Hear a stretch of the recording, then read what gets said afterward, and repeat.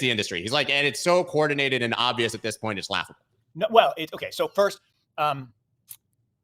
break out the tinfoil hat. Although, I struggle with this in that it's only a conspiracy if it isn't true. Truth is an absolute defense. And the truth of this is there's lots and lots of hard, real, like on-chain type evidence of a coordinated attack by regulators, media, politicians to basically, slow. I won't say stop because they can't stop the technology. The technology of truth is superior to the business of trust. It just is. And replacing trust with truth is what blockchain technology is all about. So that isn't going to stop, but they can certainly slow it. And that's what they're doing. And this attack on the banks that have facilitated crypto businesses is the latest step. So first it was, let's go after the lenders. And they did that with surgical precision using this front, and I use that term intentionally, of FTX, which was simply a front to attack crypto. Was never real, was never, it was the second largest exchange in the world. No, it never was, not even close. So anyway, and then this attack on CZ, I'll actually say totally intentional and totally targeted, because he gets the added bonus that he can be labeled China. Right, and which is funny because he also just addressed that when speaking there. Rand wisely asked him, well, what does offshore even mean? Everybody says you're an offshore exchange. I can give you my answer. I think it's a derogatory term for anything not American, penned by American but regulators, right? Because offshore is nonsense in the global economy. It's nonsense with the global asset class. But CZ said, actually, to me, offshore means anything. He said, first of all, wherever I am, they call everything else offshore. If I'm in France, it's offshore. Right? But to me, he said, anything not America and not China, which people don't realize. Like, Binance is not operating in China. Look, it's amazing, but because he happens to be a Chinese national, he can be branded. Look, I've seen his name and Binance's name linked to CCP, right? Of course, people say people always say he's a puppet of the Communist Party, and I mean, show me the evidence, right? And it's really interesting in that. Look, if you want to go back to the roots, right? CZ was engaged with, and Binance was engaged with the beginnings of FTX, right? In Alameda. Okay.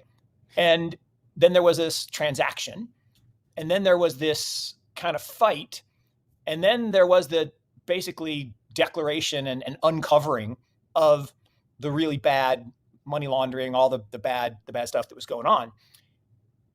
Now those people are unhappy because they've been exposed, so they're trying to turn the vitriol on him. And I'm like guys, I just called a spade, and I admire his resilience in the face of some pretty powerful people coming after you, and I always admire his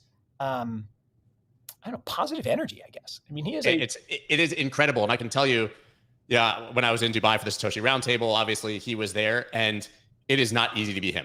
I believe he spends 80% of his time now not running an exchange and probably talking about regulation with regulators. Yeah.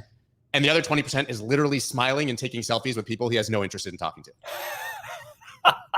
Right? Like we talked for a second, but I gave him a pound from afar, and I was like, I didn't want to bother him. Literally, he just gets everywhere he goes. He gets absolutely mobbed. And that's the nature of being a celebrity, but he doesn't have to do that, right? He's on a positive PR campaign, trying to do the best that he can for the industry and for the exchange. And I think that's a really hard life, probably for a guy who just wants to it's a super hard life. Look, I'm sitting here in Chapel Hill. It's the day before Duke UNC, and everybody's buzzing, and it's literally like being MJ.